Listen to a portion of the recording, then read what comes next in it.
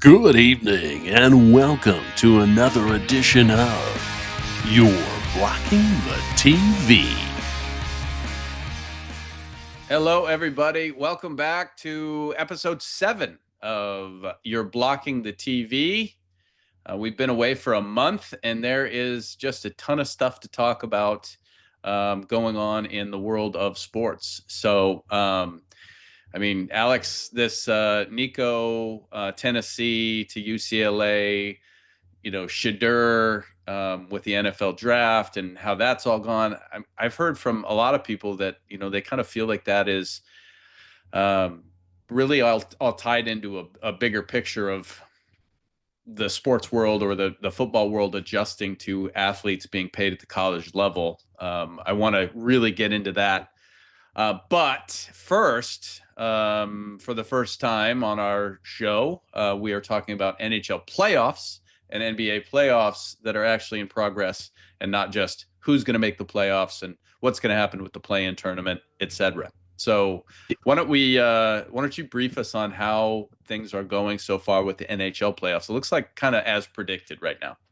A lot of as predicted, but really unpredicted still on the West side. The West has long been loaded up with talent, a lot of the same matchups we've seen year in and year out, which I'm one of those that wants to go back to the traditional 8-versus-1 and let the chaos happen, let the top teams play the lower teams that just scraped in. But we're seeing Edmonton and LA for the fourth season in a row meeting up in the first round. Every series is tied at 2-2. So game fives are coming up starting tonight. We'll definitely have the Avs and Stars tonight in a pivotal game 5 in Dallas. You have a lot of overtime games. We haven't had a double overtime game yet. Everything has been decided in that first OT, which has been really interesting. So I heavily invested in the Avs series. The Avs 2-2. They've led throughout the series for over 2 hours, whereas Dallas has led for a total of 1 minute and 2 seconds. And that really comes down to 2 overtime wins. So they got an overtime win in Dallas and an overtime win in Colorado. And it's really led to a back and forth series where it could be a 4-0 sweep if a couple of those overtime games go the right way. You look at the LA Kings really look to be in control against Edmonton. First multi-goal lead was given up last night as the Oilers rally in overtime. Leon Draisaitl with his first OT winner, so that knots up the series at 2-2. You have interesting things going on in Winnipeg, the President's Trophy winners, with Connor Hellebuck hellebucking the playoffs again. A perennial Vezina as the top goalie nominee is just dreadful in the playoffs. Was yanked from the last start, giving up 5 goals to the St. Louis Blues. That'll be a game 5 back in Winnipeg. And then last but not least, you have the Vegas Golden Knights knotted up with the Minnesota Wild that look like a juggernaut again as they just got Kaprizov back. So they're big time goal scorers. So a lot of interesting, very timely, and a lot of cinema going on in the West. On the East side, you have the battle for Florida with Florida and Tampa Bay. They will have game 4 tonight, with Florida up 2-1 in that series. The Florida Panthers up 2-1. And the East has really been what we'd expect it to be. Montreal, their first journey to the playoffs in quite some time. Just struggling to keep up with the pace that the Washington Capitals are providing. Ovechkin, Tom Wilson, they continue to have the big names going there. The Hurricanes go up on a very beat up New Jersey Devils team. They're losing a lot of key players, even for game 5 and an elimination game back in Carolina. Don't see that series going any much farther in that regard. And then finally, you have Toronto and Ottawa, which has been quite ugly. There is no love lost there between those 2 Canadian teams, with Toronto up 3-1 going to game 5 tomorrow. So NHL playoffs has just it's been amazing. There's nothing like playoff hockey, in my opinion. I've been to playoff games in all of the major sports, and I've never seen anything like the buzz in an arena and just how every single offensive rush, defensive stand is just so vital in these NHL games. Well, so obviously in the East, a little bit easier to predict the winner here in the first round, based on the way that things have gone thus far. But with everything knotted up at 2-2 in the West, who are your picks to move on to the next round in those 4 series? Big games for Game 5. It's really going to swing the series. It's one of those big statistics that if you can win Game 5, you have a pretty high likelihood of winning the series. I have to stick with the hot hand in my team in Colorado advancing over Dallas. Dallas still missing 2 of their big players, so they're missing their leading goal scorer and point getter in Jason Robertson. Miro Heiskanen has been skating with the team, but has yet to take contact. He's their best defenseman on the blue line, offensively and defensively, really their quarterback. And the Avalanche they continue to get goaltending from Mackenzie Blackwood. So I expect the Avs, and they are favored tonight to win Game 5 and then hopefully come back home and put that series to bed. I look at this Minnesota Wild team. I look at them upsetting the Golden Knights. I really think that they have momentum on their side. I think Golden Knights, they're starting to see their big guns. Pietrangelo got on the board in Game 4. If they can steal that one on the road tonight, and even if they can't, they're going back home for Game 6. Could easily see the Wild getting an upset. The Kings and Oilers, I don't know what to do here. The Kings seem to have put the Oilers away multiple times, have really stuck it to them, and the Oilers are that team that's just one of my favorite lines from Rounders. They're hanging around and just will not Alligator give it up. blood. But the Kings are the best team at home, so they have to win Game 5 coming up. I'm going to go Oil on that one. I think the Oil are just going to find a way through. And then in that last matchup, Blues and Jets tied at 2 games apiece. They don't play till Wednesday back in Winnipeg. I just think that the Jets are going to barely hold on. I see that series going 7 as well. Well, speaking of Minnesota, as we transition into playoff basketball here, Minnesota Timberwolves looking like they are, maybe going to put an end to the Lakers' playoff hopes here in the West there. The Timberwolves were that team coming in where you didn't want to see them and you didn't want to see the Warriors. Maybe the 2 best lower seeds to, I hesitate saying ever, but very competitive in terms of the rosters that the Warriors had going up against the Rockets and then the Timberwolves. No matter how they come in, Anthony will be the new face of the NBA as soon as LeBron passes that torch. And I know we still have Luka and Jokic, but they really want Ant to take that next throne and take it over, and could easily see him playing in a Lakers jersey. But what that Timberwolves team does, they're just scrappy. I'm actually watching that, and even though the Wolves are a rival of the Nuggets, it just makes me feel good to see the Lakers going down. The rich get richer. They get Luka. They give up, a washing machine and a free raffle ticket to the Harlem Globetrotters coming to town, and they just continue to reload. So it doesn't hurt my feelings at all to see the Lakers trailing 3-1 in this series, needing to go on a 3-game win streak just to make it to the second round. Now, looking at the 2 teams that made it out of the play-in tournament, obviously we talked about the Warriors being, they're kind of, coming back to what they have been. And so there were some high expectations for them, even coming out of the play-in, and they've played well, leading the Rockets 2-1 right now. Well, and they were leading the league in terms of when Jimmy Butler made the trade. They had the most wins in the league when he made that switch over from the Heat. So it's not that. It just goes to show you how bad the team was before and how bad, Curry isn't shooting lights out anymore. You have an older Draymond Green, no Klay Thompson. They've really broken it up. And now you look at that roster, even with Butler going down and not playing in Game 3, and they're able to scrap a win in back home in San Francisco. It just goes to show you that you just can't mess with playoff pedigree, especially in the NBA. I know we talked a month ago, do the Thunder have what it takes? Are they going to, do they need to go through a heartbreaking loss? That team's a juggernaut. Memphis stood absolutely no chance in that series. Believe they had a 30-point lead in Game 3 and gave it all back in the second half. That team they're cohesive. They're deep on the bench. They're not afraid of any scenario. The Thunder, I don't see anyone beating the Thunder, even on the east side of the bracket. But yeah, just going back to the Warriors, they're giving the Rockets all they can handle and more in that 7-2 matchup. Well, we'll hope that the Warriors can finish off the Rockets. Looks like the Timberwolves are going to move on, although you just never know with that Lakers roster. what they're capable of. Interested in your take from yesterday with Minnesota or with Lakers. JJ Redick sticking with the top five in the entire. It was the entire second half. The Or just entire the fourth second quarter? half. Yeah. Yep. Yeah, that's tough. JJ has, I mean, he's a talking head, right? So I appreciated JJ when he was on the announcing side and on the broadcast stand, giving his opinion because he's been there, done that. Now being on the flip side and trying to play this part of the head coach of the Lakers and really having no other resume backing in terms of how he earned that position.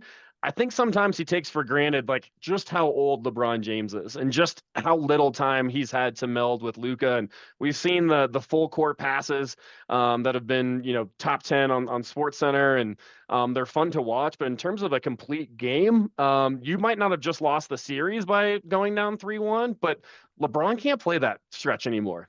They need to give him his minutes off. They need him to get the breather. I think JJ did that a little juvenile, if I could pick a word of how he kind of managed that game late by just staying. I'm gonna stick to my superstars and not playing the bench and giving them that time. Basketball is a game of runs, as you and I both know, Josh. And I think if you're gonna lean on your veterans that long, eventually the wheels are gonna fall off in this league. Absolutely, especially with a Timberwolves team that's got, an Anthony Edwards, who's just such a high motor guy. He reminds you of some of the superstars of the past that are maybe a little bit undersized for what he's capable of doing. He's only 6'4", but yeah, I mean, you see him standing next to some of his competition, and how is he how are they so good at shooting the high arcing shot? He's just, I mean, he put up 43 in that game. Wow. I think you're right though. I mean, it is his game now. He is the guy.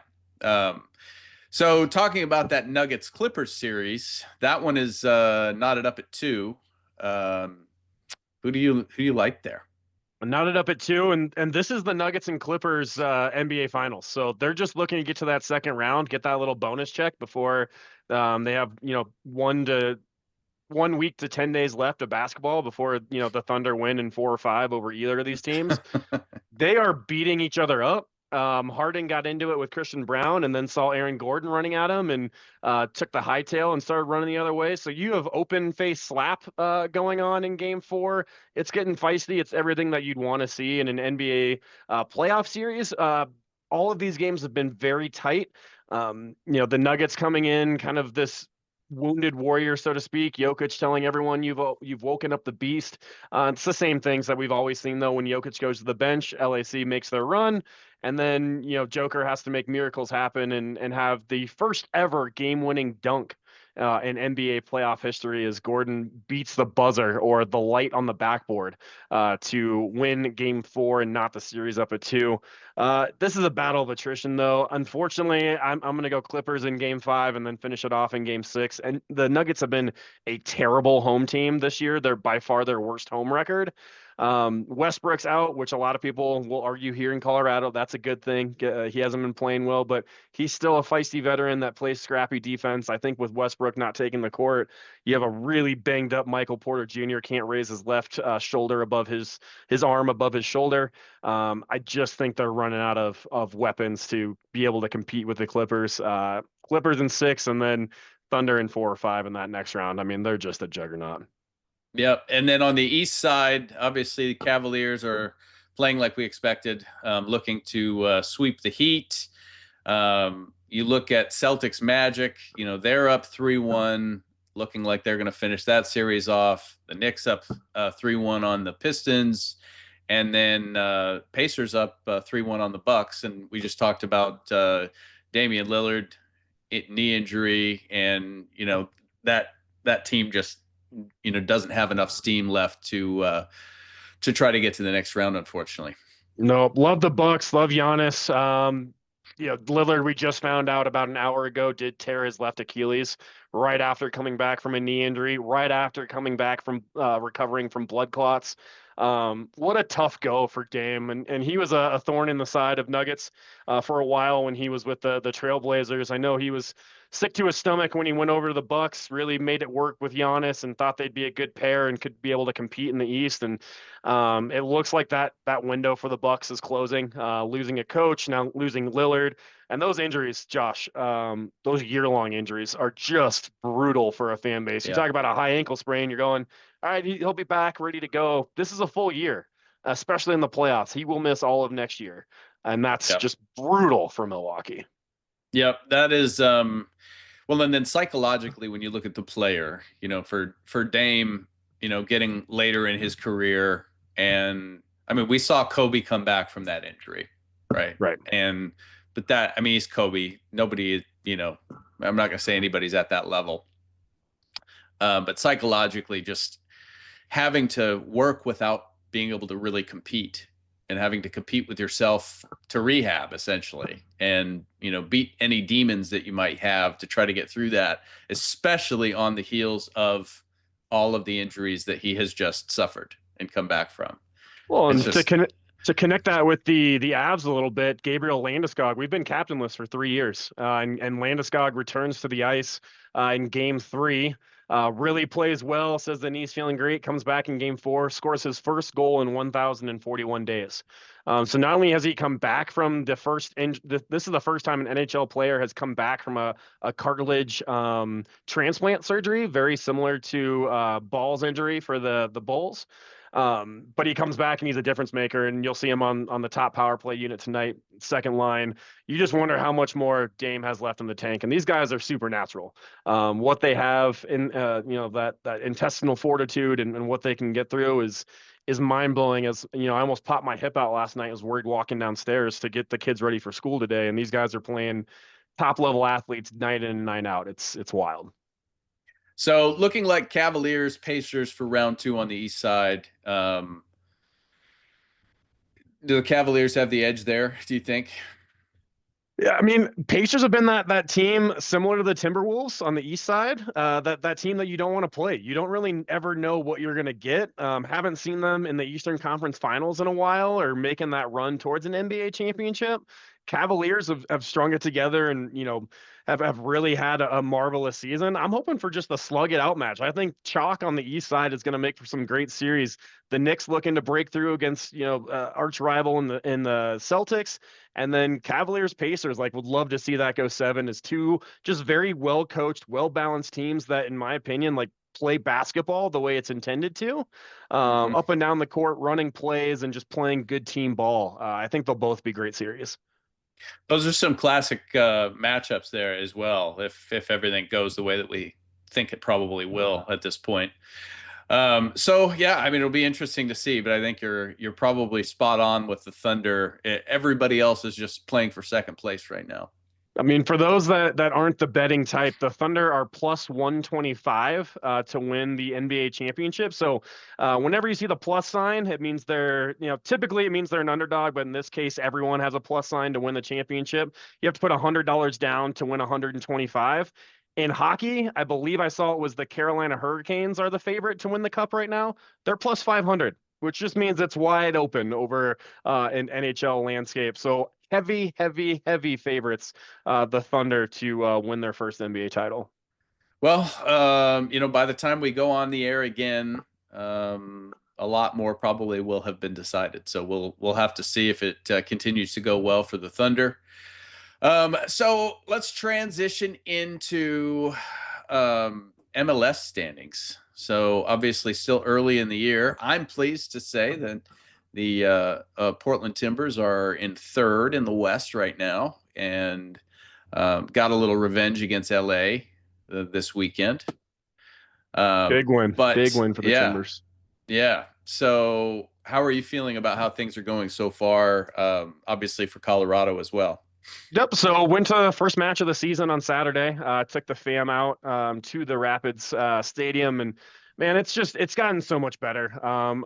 Frankly, I'm not going to sit here on my radio on our podcast here and say Oh, I'm just the biggest fan. I'll tell you what, I was one of the biggest opponents against the MLS for a long time on Twitter, just because it felt like the retirement league when all the good players out in Europe come over. They'd play a couple games and then they wouldn't travel with the team. And now you're starting to see those top end players, the Messis, the Suarez, even talks of Kevin De Bruyne are coming over. They're playing good ball and they're increasing the skill level of MLS. So being in the field in the stadium and watching. I saw the Seattle Sounders take on the Rapids here in Colorado, and the ball was moving. It was great soccer, moving up and down the field. It was a 1-1 draw. We had a goal taken back in about the 88th minute with a phantom call in the box. And it was just a great time to be with the family and be able to turn to my daughter and talk to her about what the players are doing, where they're looking. If for those of you, I coach 4 teams, so I'm very very ingrained in the soccer culture and MLS. I was very pleasantly surprised to see the product that they put out on the field and during the game. It was a really great atmosphere. Boy, the state of Ohio, soccer fans there, very happy. Cincinnati leading the way in the East, with Columbus right behind them. And I was misspoke. Actually, the Timbers are in second in the West right now. But yeah, obviously still really early. Let's talk a little bit about something else that happened for you at the Rapids game this weekend. Tell us a little bit about that. Yeah, so I coach 4 teams. I have 3 kiddos, so coach all 3 of them, and then I have a competitive team as well. And really started off with my oldest being, I wanted to be the coach that had played soccer before and wanted to get kids excited about the game rather than having just a volunteer coach that didn't want to be there, just didn't see it the same way as growing kids in the game and saw it as a job. So I've really enjoyed my time. I coach for the Rapids youth soccer team. So a little biased in terms of, how I see my Rapids now and MLS and growing the game and just seeing what all the academies are about.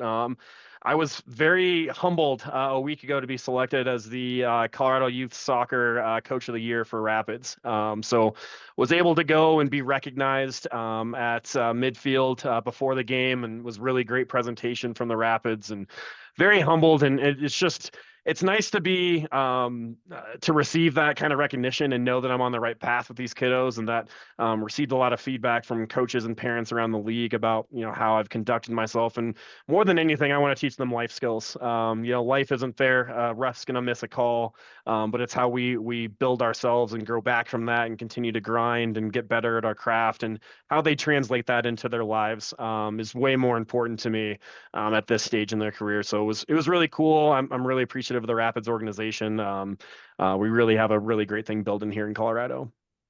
Yeah, it just reminds me of how important sports are to kids that are involved in sports. And not everybody is, obviously. It's not for everybody, but it just really can teach you so much about struggle and, hard work and things not going your way no matter what you do, and just having intestinal fortitude and sticking with something and just continuing to work. And I love what sports represent, especially for the youth of our planet. 100%. I mean, it really gives you that grip of like life isn't fair, and sometimes you can work your tail off and never win a title. And you have the Dan Marinos and everything else about it. You have the injuries you have to bounce back from. You get to hear from another person that cares about you and coaches you and teaches you to listen and learn. It's amazing. I always go back to my favorite line from Clint Hurdle, now the Rockies hitting coach, and said that man can't script what sport can create. And that's the glory of why we watch every game tonight, because we have no idea the story that's about to unfold. Yep. And you don't want to be the one that had a chance to watch the big game and missed out on something unbelievable or historic happening. The kind of thing that you'll tell stories about to your grandkids in the future. You don't want to, be telling the story from the perspective of, I had a chance to see that game and I missed it. So yes, sir. And then at the same time, so often as as one of my teams is down, especially like, the Cleveland Guardians is, they've had some struggles in some games going down early. and then you just watch all the way to the end because you just never know what's going to happen. But time and time again, what you're hoping to have happen doesn't happen, and it's you turn the game off, and you're like, maybe I'll check the score later on, and I'll find out that we went on this insane run, and then we didn't, and it ended exactly as it was when I turned it off. I'm known for hitting the bell on the scoreboard and just saying, just update me, do the live. Yeah. If there's a score, send me a text or something. But I can't watch this anymore. Yeah, and especially with baseball, I do I have a tendency most days I probably catch at least some of the game, whether it be on TV or on the radio.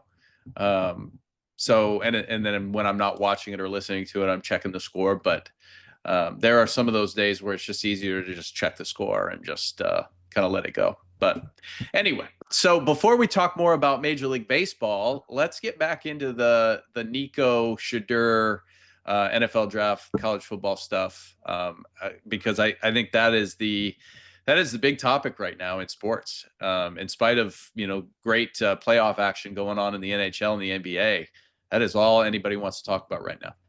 Yeah, I don't know how you feel, but I hate it. I hate that we're having these conversations. I hate that I don't know who's playing for my, the university or college that I support year in and year out.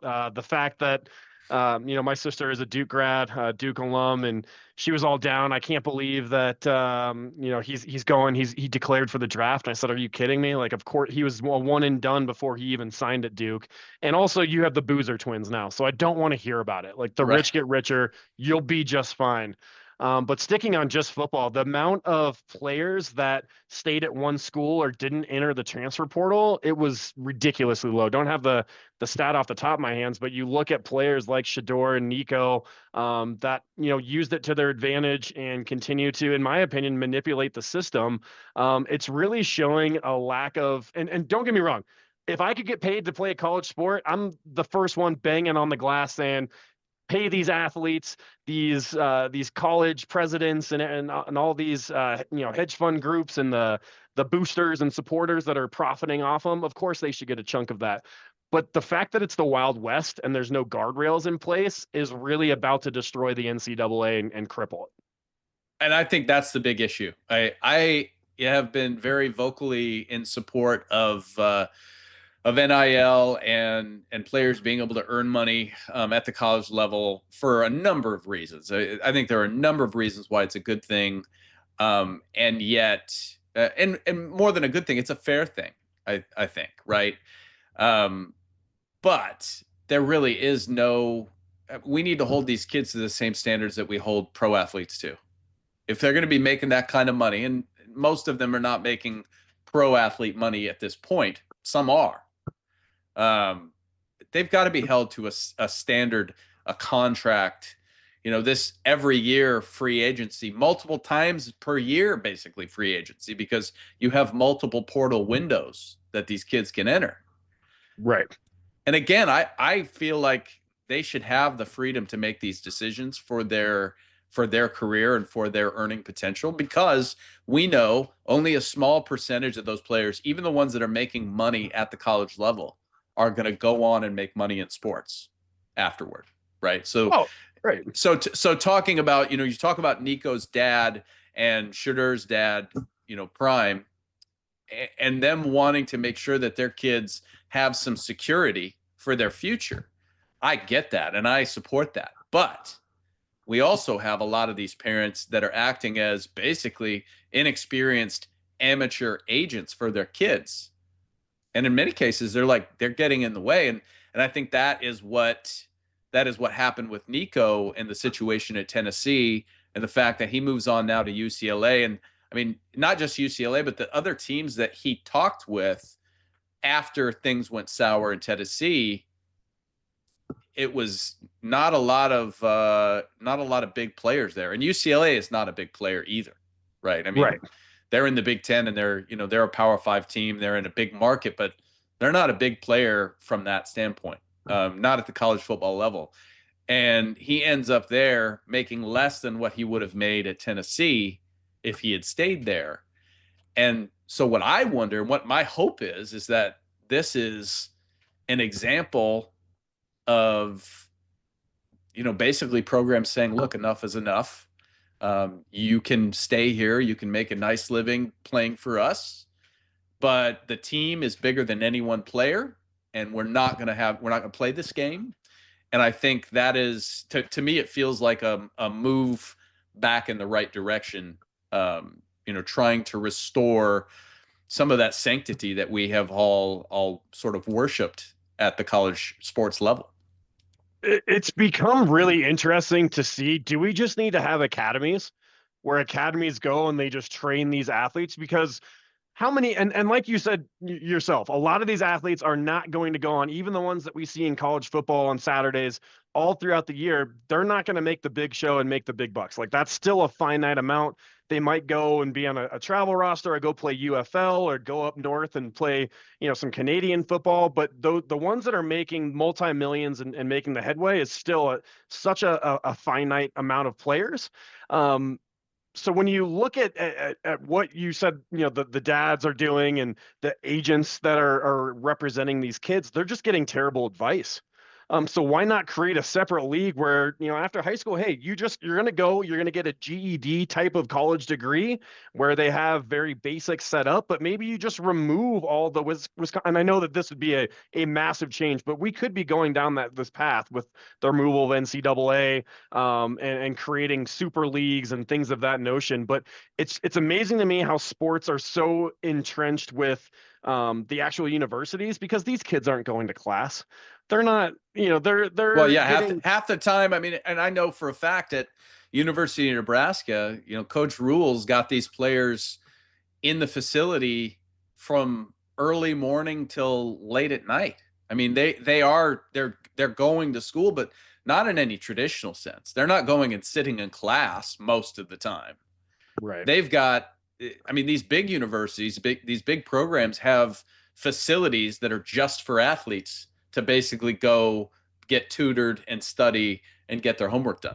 And the end goal for these kids, obviously, for many of them, is to try to go play pro and make money doing that. But the number one thing about going to school is to go to school and be set up so that you can get a career after you're done with your athletic career, even if you do go pro.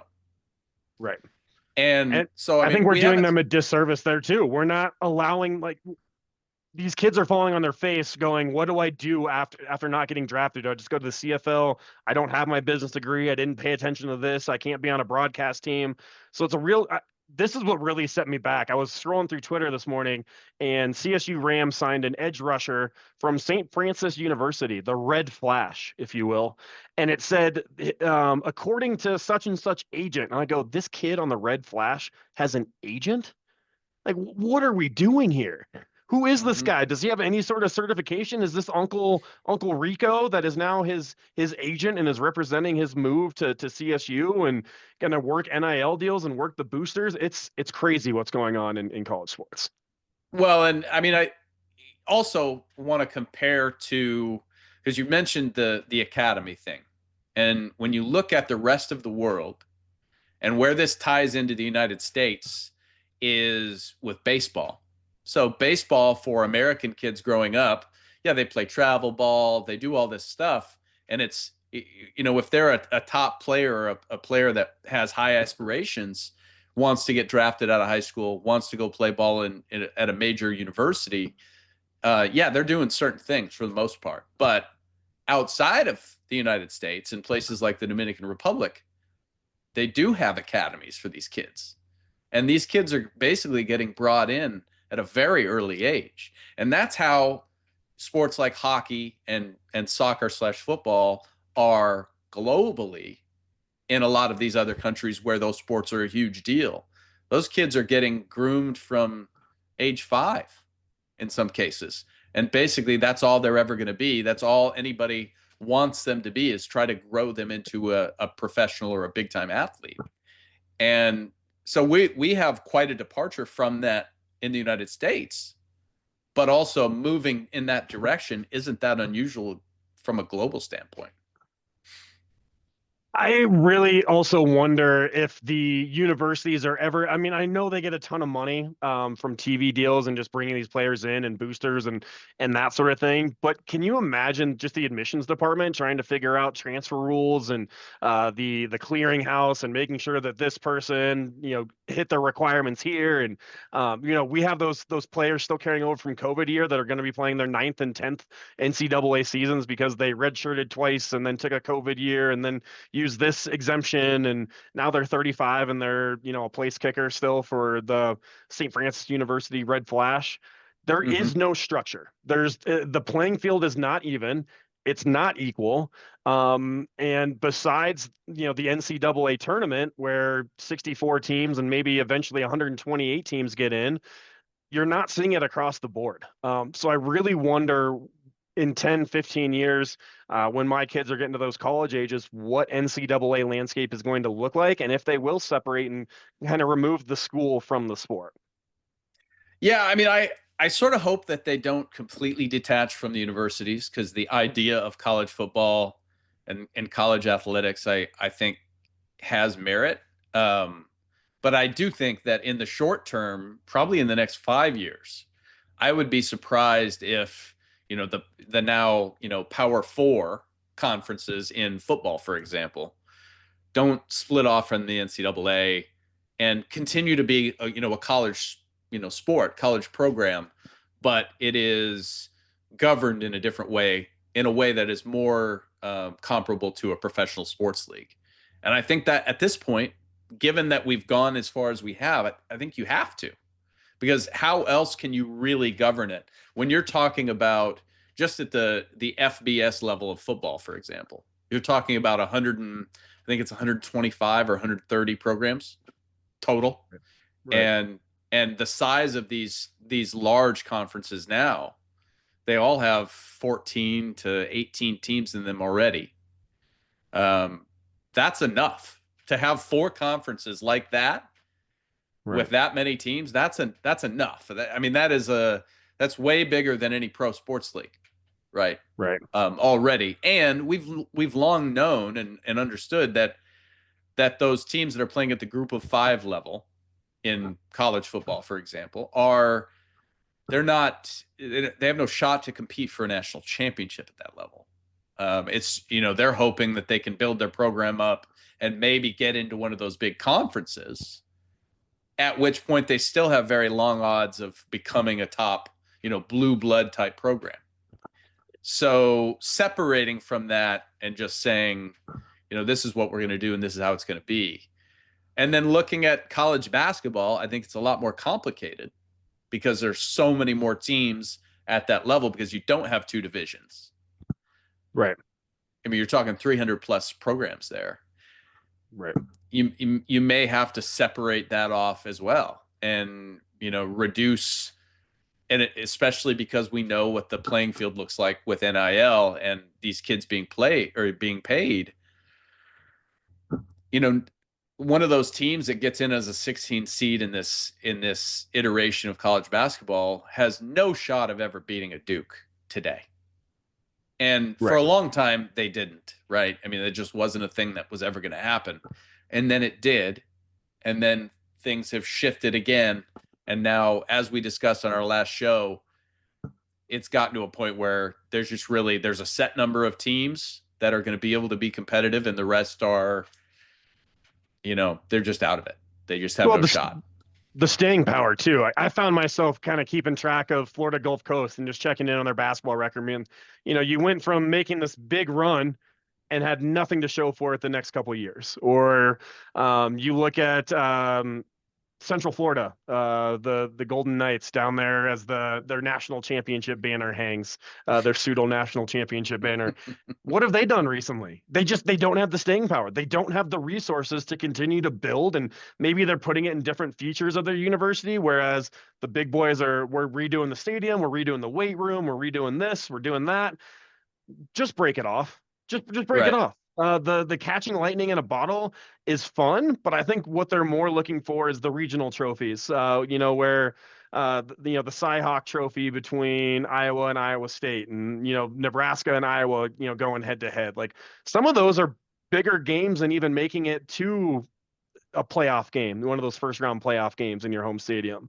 You just wonder kind of what it really means for a program. And, we went through it at our alma mater too, where they went from, hey, we're D2, we're going to stay in it's a D2 program. We want to go against the best. Well, you're getting your ass kicked against the best. Why? Why do we want to stay up here and pay all this money to continue to get beat 70-0 in football and go and get hung 100 points on?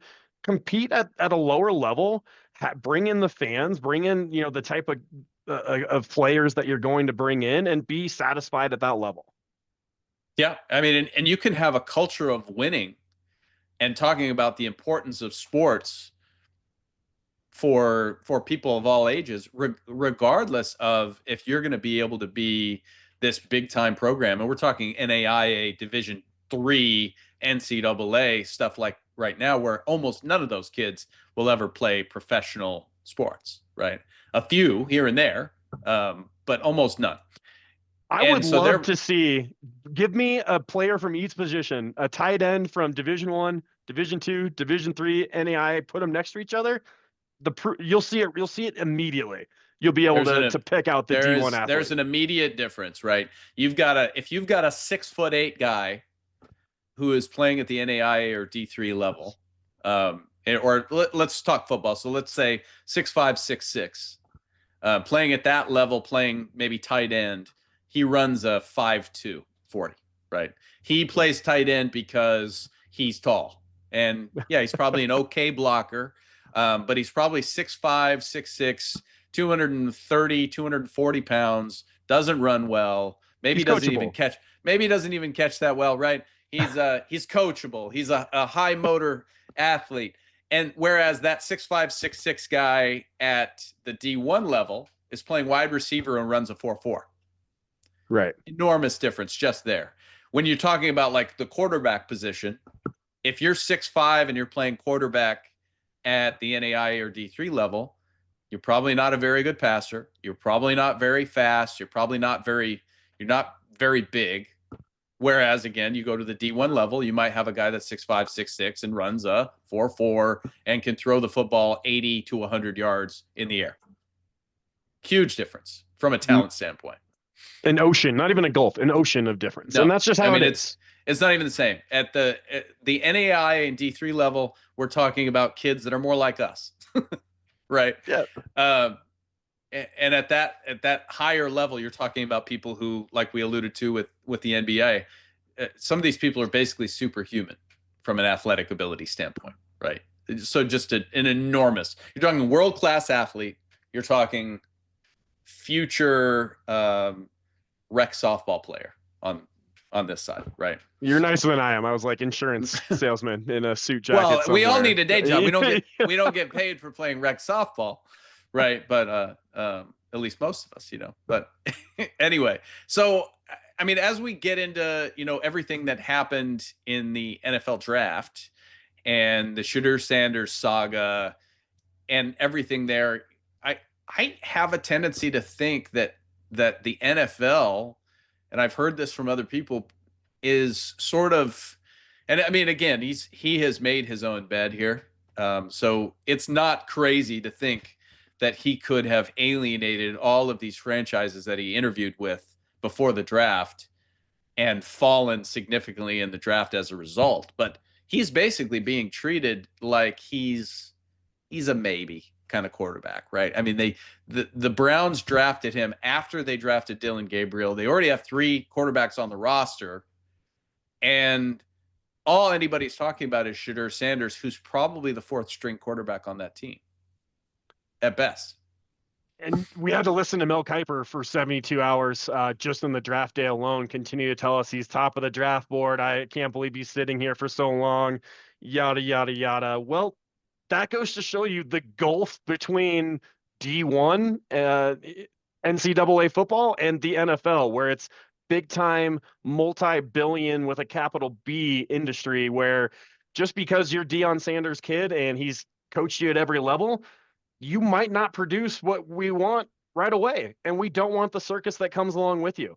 I think retiring his number before the NFL draft was not only a misstep to Colorado University, and to, they have multiple players that have won Super Bowls that don't have their jersey retired. I think doing that was a massive misstep before, as well as scouts and teams potentially go, man, we've got this kid who played 2 seasons at CU and he put up some record-setting numbers in a system that was built for him, with a Heisman Trophy winner, with a guy that played both sides of the ball. Maybe these numbers aren't as good as they are. And the things that scouts are looking for are very different than what the Utes are looking at, or Nebraska's looking at as they scout against him. NFL teams will be scouting against him. Do I think he'll be a serviceable player? Sure. I'll give him that much. He has the talent. He has the talent. But the thing is, why, if you have a choice, because again, I mean, it's not like saying that he has talent and saying that he might become a good NFL player is very different from saying this guy's a sure thing. This guy is the second coming of, I mean, this guy's a Hall of Famer already, kind of thing, right? And that's the fanfare that he has. Right. And talking about a delta, talking about an ocean between what he has proven and what the expectations are, and as you mentioned, the circus that comes along. Why, as an NFL franchise, because the quarterback position is the default leader of a football team, that's just the way that it goes. Right. Why would you want that guy to be your potential starting quarterback when he blames other players, right or wrong? I mean, if you've got another player, if you've got a receiver who dropped a ball that he should have caught, yeah, I mean, it's his fault. But you don't publicly shame that player and say, well, let's look at the media. I can't catch the ball for him. You don't do that. We can hop on and put together a podcast and get it out there for everyone to listen to, and get up to date on sports. You have, what other podcasts do we have? We have Jason Kelsey. We have Ryan Fitzpatrick, who has a really good personality about him. You want to listen to him. And then he's got a beard we all wish we had. I mean, let's be real. Yeah. You look at Patrick Mahomes. Does he have a podcast? No, but his brother does. And the Chiefs are like, hey, we'll deal with that. We'll deal with all of his antics because you're one of the best that's ever put on a Kansas City Chiefs uniform. You're crushing it. We'll deal with it. What do you think the fan base for Cleveland is going to do when Flacco has a bad start, and then the second string comes in and doesn't move the chains and has some 3-and-outs? They're going to be shouting for Shedeur, who has not just his own podcast, he has a media company behind him, and Legendary and The Watch and all the chains, and knowing that, every time CU played a game, how many of those mini cameras did you see following him and his entourage and getting different picks and doing everything, the circus that comes around him, and the tweets that are going to come from Dion and his brother and Shiloh and just everything around it? That's not going to quiet down in the NFL. No, they're going to get credentialed. It's going to be a mess. And again, we're talking, I mean, you talk about Joe Flacco, and then maybe Kenny Pickett being the second string guy or vice versa. You call for Shedeur. Shedeur might not be as good as Dillon Gabriel. Right. Who they obviously drafted ahead. I personally don't think Dillon Gabriel's that good. But he might not beat Dillon Gabriel out on the depth chart. He might be number 4. So, and I'm okay with Shedeur. I just wonder, too, he has a tendency to take bad sacks. These are NFL players hitting him. This is the best of Alabama, of Ole Miss, of Texas, Oregon. Well, and is Dion going to be on the sideline in the coach's ear? Is he going to be allowed to be down on the sideline? I have to think that he probably will be, because he's still Dion. But Dion's going to be down on the sideline barking in the coach's ear about his kid. And you're talking about NFL football. I don't think that's going to fly. I think like I was alluding to earlier, and I've said that I've heard, there are people that are suggesting that this circus, this fall for Shedeur Sanders is basically the NFL pushing back and saying, look, we're not going to deal with these 20, 21, 22-year-old kids trying to dictate how things are going to run within an NFL franchise. We're not going to do it. We don't care what position you play. You were able to dictate things in Boulder, Colorado, or wherever you came from, but you're not going to do that at the pro football level. There are a lot of athletes that have earned the right to have their say, and you haven't. Yeah, So and it's a 53-man roster that take doesn't what you care get. what level. Yeah, 100%. No, take whatever you get. Be happy if you make the roster. Be happy with whatever meager opportunities you might get, at least early, and just shut up. Just be a role player. Because as we know, I mean, most of these guys that are stars at the college level that do make it to the NFL, even the first round draft picks, they end up being role players at best. Because it's too big of an ecosystem for you to just go in and because you were really good in college, now you're the best player in the league or the best player on your team. It doesn't work out that way most of the time. So is it going to work out that way for Shedeur? I doubt it. All of the comparisons to Tom Brady and, well, nobody wanted Tom Brady and nobody wanted such and such. Well, yeah, but it wasn't that nobody wanted Tom Brady because of his attitude. Because that's what we're talking about now. People have passed on him because they're like, look, everything that you come with is not worth the risk for us. We just don't. We're willing to say, you know what, in the future, we were wrong. You turned out to be an all-pro caliber player. Good for you. We'd rather just take that risk and say, we're not gonna be the ones that have to bear the brunt of whatever you represent at this point. Well, and to talk about risk assessment, they decided to take a $300,000 risk for where he was drafted as opposed to a $2 million risk, which is still, a pretty big multiplier for taking him even in the third or fourth round. They waited until they said, you know what, this is a good spot to take him. We'll take a flyer. We've had 40 quarterbacks since, 97 anyway. So why not? Well, it's fine. We'll figure it out. But the amount of 32 teams said, I don't want you multiple times.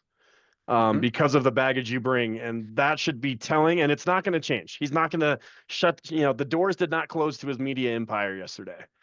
And unfortunately, like, not to keep ragging on Shedeur, your name will only take you so far. Now you're in the NFL. And you have the weight of the world on your shoulders, whether you say you do or don't. Everyone is expecting Dion to make a case of being an NFL head coach. It wouldn't be shocking if they made some sort of, partnership deal for they both to go to the same spot. Somebody would hire him as their head coach. Right. There's no doubt about that. Even if he is not qualified to be an NFL head coach, which I think he could become a serviceable or a passable, maybe even a good NFL head coach.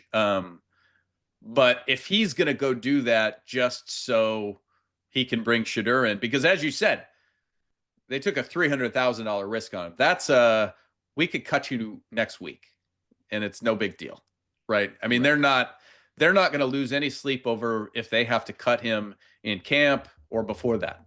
It's not a big deal. No big deal. So I almost think that that's the way it will go because they just don't need all of that extra drama there. They have plenty of problems to deal with already. In Cleveland. And let's not even get into the fact that when you're drafted by a Cleveland Browns organization as a quarterback, you're already up against it. Good luck. Next up. Because you have to be basically Hall of Fame level to be able to be as one player, to have enough of the it factor to be able to bring that franchise up with you. Right. That's why we see, so many of these quarterbacks that are high draft picks of really bad teams, they don't succeed until their second or third team when they finally, the pressure and everything has kind of dwindled. So, the chances of this being like, Shedeur Sanders turns out he's God's gift to football and he's the greatest quarterback we've ever seen. He is what Caleb Williams said he was, right? Right. For the Cleveland Browns, it's just unlikely, incredibly unlikely, I think. And so to me, there's just no chance that this is going to work out for him in Cleveland. And Cleveland, what's success? What's success for Cleveland? You're in a division with the reigning NFL MVP that's always in contention, Lamar Jackson, that's going to run circles and throw circles around you. You have the Pittsburgh Steelers that refuse to not make it to the playoffs or have a winning season. And then you have Cincinnati, who's paid all of their offense, their only offense, no defense. Maybe if he gets a shot against Cincinnati, can inflate some numbers, but it's not a great division for him to be in to No. really showcase anything. Would have much rather seen him in a Patriots uniform. Go up against the Jets, go up against the Dolphins. The Bills are going to be up there for quite some time, but it's the NFL. There's very little holes or chances for you to make that opportunity, and being the fourth or fifth string and getting 3 to 4 reps during practice. I don't know how we see a successful Sanders in the next 2 to 3 years. How much does this remind you of the LeVar Ball situation when it first reared its ugly head? Back when Lonzo Ball was coming out of UCLA, and it just was LeVar. It was the LeVar Ball show, and he wanted to be involved at every level. And obviously, his kids, 2 out of the 3 ended up being pretty good basketball players, right? I mean, they're NBA caliber talents. And we know that to be in the NBA is you have longer odds of making it to the NBA than to making it to the NFL. But that being said, how much did he affect in a negative fashion the way that his kids' careers went or have gone thus far by just being the center of the show and just running his mouth? Frankly, I mean, just running his mouth, just setting, writing checks that his kids can't cash. Creating leagues, creating youth programs, just being that type. I think you and I, since becoming dads, like we would do whatever it took for our kids. We'd run through a wall for them, but at the same time, like we also want them to grow and to fall down and skin a knee and see what happens. And you look and you just cringe every time LeVar talked. It was just like, oh, I need to grit my teeth. Like, this guy is just too much. Like, you're something else. I love my kids as much as you love your kids, but they're not LeBron James. They're not Dame Lillard. They're not, Anthony Edwards. So it's that fine line between like how much do you love your kids and how much are you just their hype person and just, doing a little bit too much, to whereas you really don't hear the LaMelo name anymore. Like they profited off it. Luckily he, LeVar went his own way and now they're doing what they do in the NBA. But yeah, it would be interesting if you could do a rewind, get him out of the picture and see where those kids ended up. Yeah. And I mean, there's the comparison to Archie Manning with Peyton and Eli, and, on down the line with Arch Manning, as well. And is this an unfair criticism of Shedeur and Dion when, Archie did this and Archie did that? And I mean, Peyton Manning, Hall of Famer. Eli Manning, Hall of Famer. Archie Manning, I think he's a Hall of Famer. I mean, at least was a good player at the professional level. Right. I just don't remember that much fanfare coming from Archie himself. It was just, hey, this is Archie Manning's kid. These are Archie Manning's boys.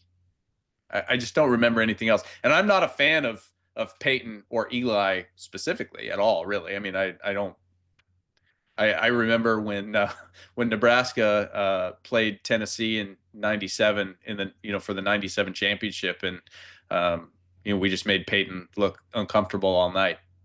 I loved that. I never liked Peyton Manning from jump, but but I don't remember. I still today can respect the quality player that he was at the NFL level and the things that he fought through.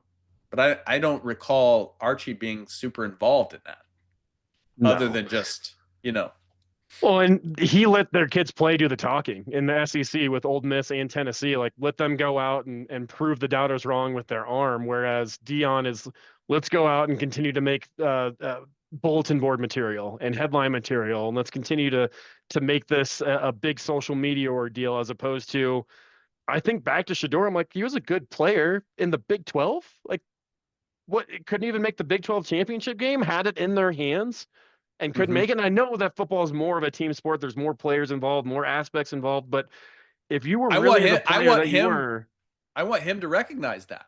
At Jackson State, you didn't really do much in the Big 12. You were okay. You set some records, but yeah, it's a different world now. It's a different offensive world. He had moments, but I want him to recognize that it is a team sport. I want him to become a good teammate. I don't think he is one. I also would love to see Shedeur on CU without Travis Hunter. What would Certainly that have makes a team difference. been without Travis Hunter? Certainly makes a difference. And to think that there were people out there that thought that Shedeur was going to get taken before Travis. Right. Come on. He was Come minus on. 1,000 at one point to be the first overall pick. Minus Come on. 1,000. So that's $1,000 to win 100. He dropped to plus 10,000. So put 100 down to win 10,000. Obviously, was Yeah. just 145 odd picks off of that. Yeah. Well, I mean, so we'll see how it goes. I really am curious as to whether or not we will see with this whole thing, with this big ecosystem, with all of the money being given to players at the college level, and the fact that, you know, Shedeur has been, you know, treated the way that he's been treated. I wonder if this marks a change or a change of direction, at least for the way that, you know, college football and pro football are going to go moving forward, as far as, you know, taking stuff from players essentially. And it remains to be said, you know, or remains to be seen. We'll see what happens. Maybe Nico is a Heisman candidate this year at UCLA and leads them to a Big Ten title. I don't think so, because I don't think they have the team around him, but we'll see. You know, we'll let the play on the field speak for these guys, and I just wish that they would do the same. I wish their parents would do the same. Bring back the old school days. Let the talk go on the field, and let it settle where it may. I totally agree. So let's talk about the Major League Baseball season. Obviously, I'm sure you are aware that I've been excited to chat about this. So I want to talk about like surprises thus far. And I mean, there have been some, I think. I mean, really, when you look at the American League, obviously not a surprise that the Yankees are in first in the AL East. But it's a surprise to me that the Orioles are 10-17. It's a surprise to me that in the American League Central that the Tigers are 18-10 and lead the way and actually have the best record in the American League. That's a surprise. It's a surprise to me that the Twins have had the wheels fall off so soon, even though you'll recall I talked about how, in spite of, you know, the people that were high on them this year, and even acknowledging that they had reason to be, I thought they would find a way to choke it away, and they've already basically fallen apart. It's a long season. It's early. We're only a month in, but that AL Central doesn't look nearly as salty as I thought it would be. The Royals don't look that good, in spite of, again, you know, maybe the best player in the American League playing shortstop there. The American League West, the Mariners lead the way, but that doesn't look like a very good division. I'd say the biggest surprise for me is that the A's are 14-14. And they're doing it the way that they've always done it when they've been marginally successful. They have a very young team, and then some veterans who are, you know, retread type players that are kind of filling in the blanks, but they're very young. Most of the guys that are on that roster that are playing every day have less than 3 years of service time. Yeah, I think being 14-14 with a run differential of minus 22, you're playing good situational baseball. You're able to, you know, scratch out some games and have a short memory on games where you might have been blown out. Definitely a surprise there. Like you said, the Detroit Tigers 18-10, really getting off to a hot start in the Central, where we talked about early on in the year where you're going to have to get off to that quick start. You wanted to build a buffer, wanted to get your season off on the right track. The Chicago White Sox 7-21.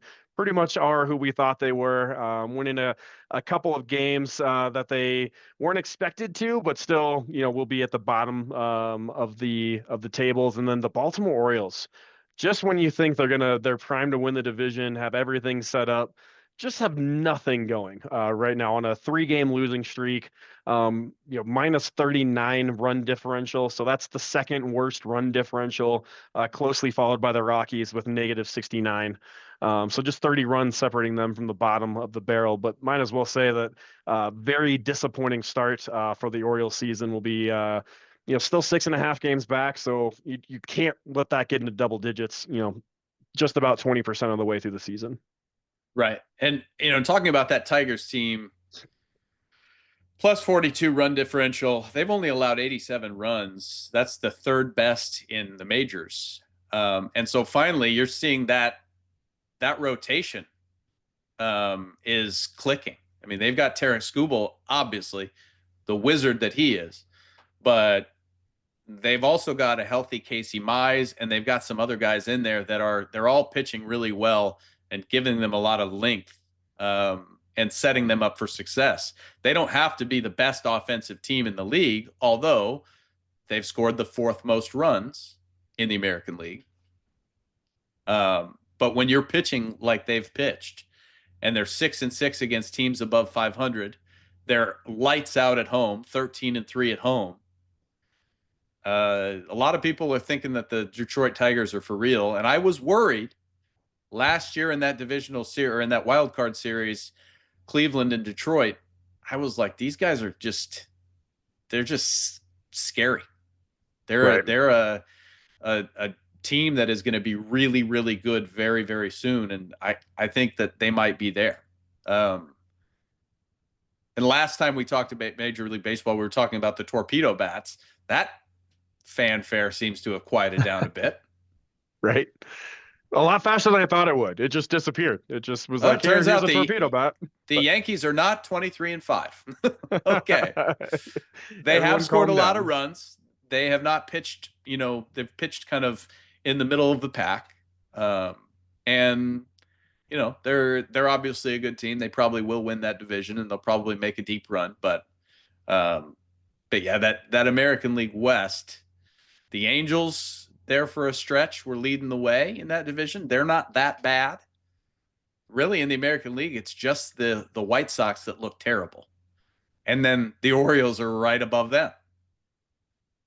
And the rest is just it's clogged up. A couple of teams that go on some win streaks can really, put their foot in the division and really start to pan things out.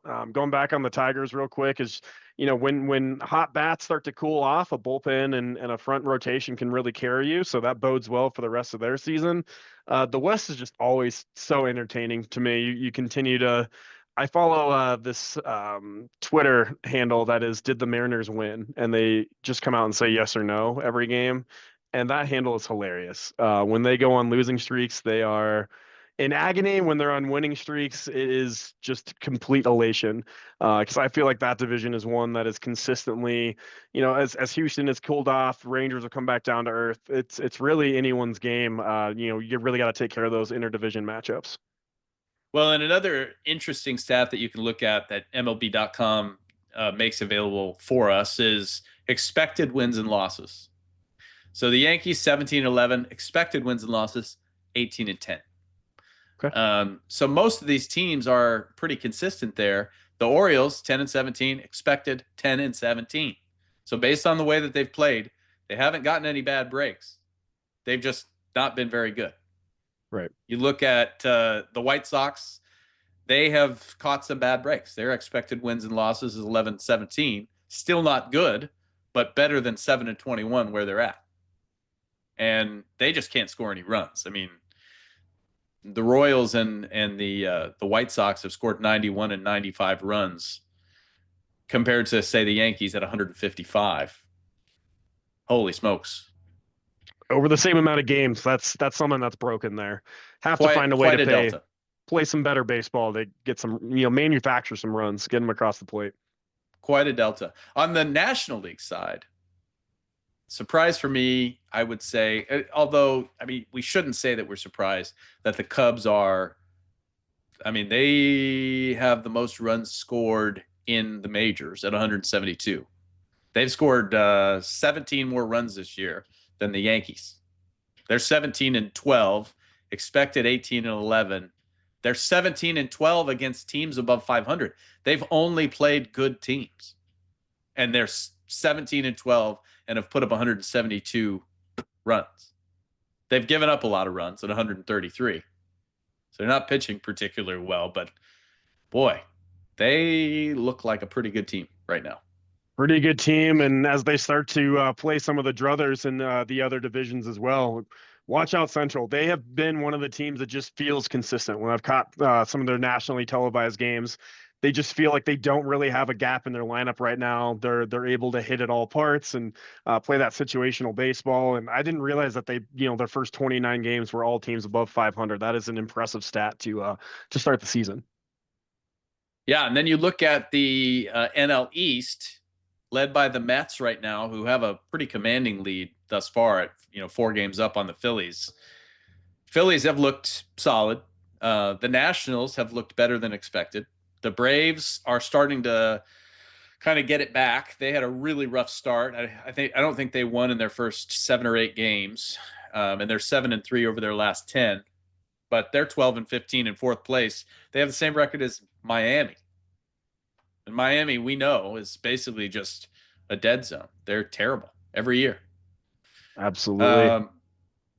And then so you look at the NL West, and what a division does that look like? That looks like absolute juggernaut. That looks like 4 teams in the playoffs. I almost guarantee it at this point. The all Giants playing really good baseball. The Little League walk-off home run yesterday for Heliot Ramos. Yeah, that was. That's the kind of stuff. That's why you love watching baseball, because you see the joy on the face of Heliot Ramos as he dives headlong. Didn't have to dives headlong into home plate for a walk-off. I think there were 3 or 4 errors on that play. That was just really, really bad. He hit the ball about 5 feet and somehow gets an in the park home run to walk it off. That's exciting.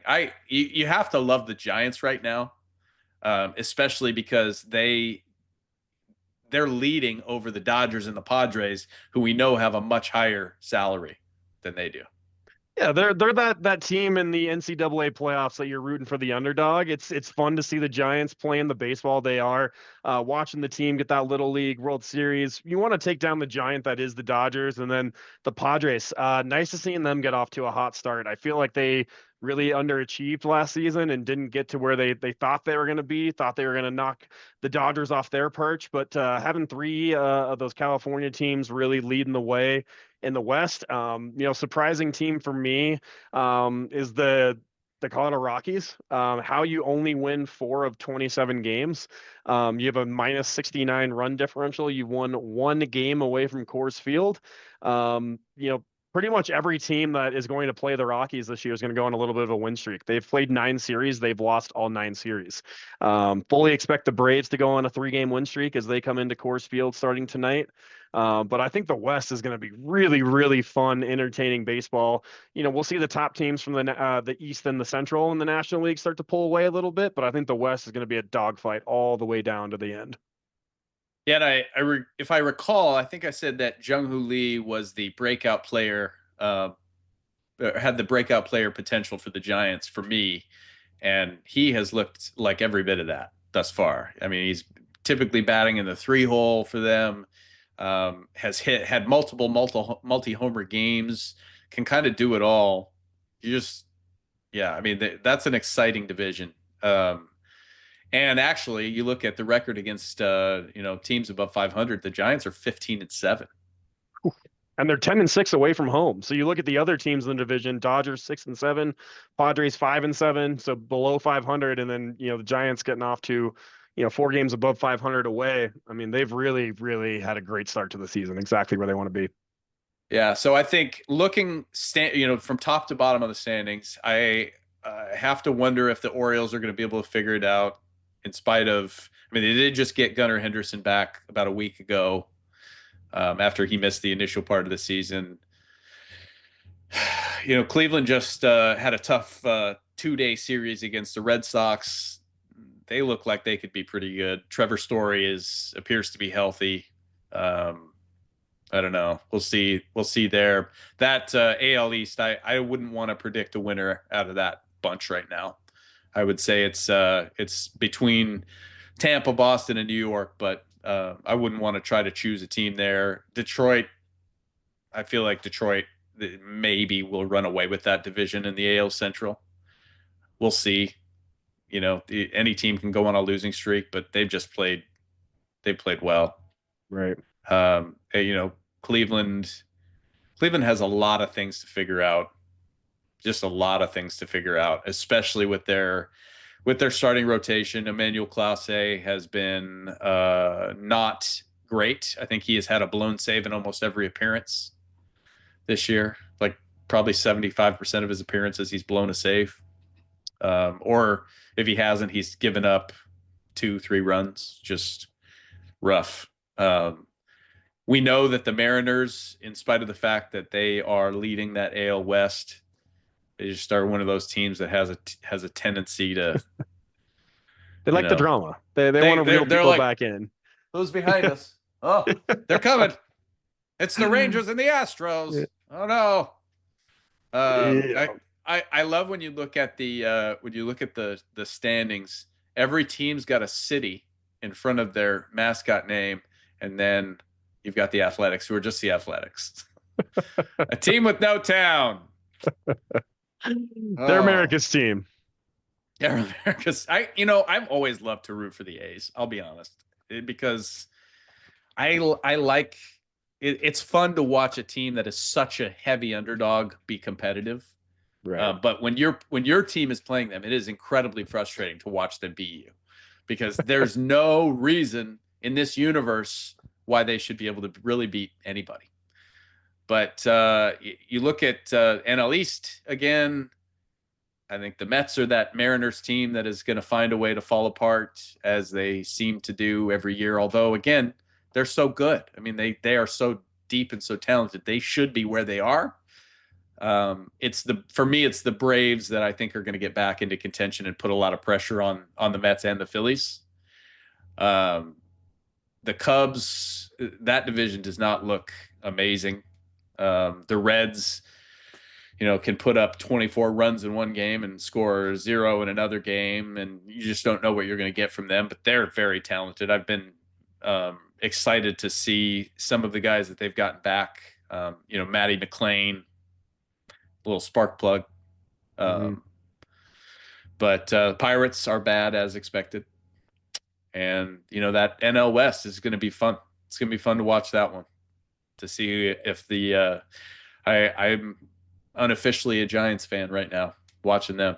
So anyway, well, we have been going for probably long enough. We can probably wrap this episode 7 up, but I'll leave it to you before I officially do that. Anything else that we should chat about today? Just excited to be back. There's a lot going on in the sports world. Make sure to like and follow the stream as always, and please interact with things that you're seeing in your part of the world. This is a podcast for busy moms and dads across the U.S. So if we're missing something or something that you would like to hear more information on, would love to do even some special one-off shows about, what does all these betting numbers mean? I know my mom's always texting me going, are we the favorite? Are we the underdog? And I'm going, yeah, Mom, I've told you 100 times how this works. Did we win? So would be happy to do some of those, but a lot of good sports. Crank on the major networks throughout the week, as NBA and NHL is on every night of the week, and then catch some good Sunday night baseball games and prime sports going on right now. So just thank you for joining, and looking forward to seeing you guys in a couple weeks. And at some point, we will be able to find a way to get an audio-only version of this podcast up on some of the platforms. So I know we've had some people that want to be able to listen to us passively or in the car or whatever it may be, and I would like for you to be able to do that. So we will work on a plan for that as well. But yeah, so for Alex Pacheco, Josh Creekmore here for our wonderful, awesome, super fun podcast, You're Blocking the TV. We'll see you next time.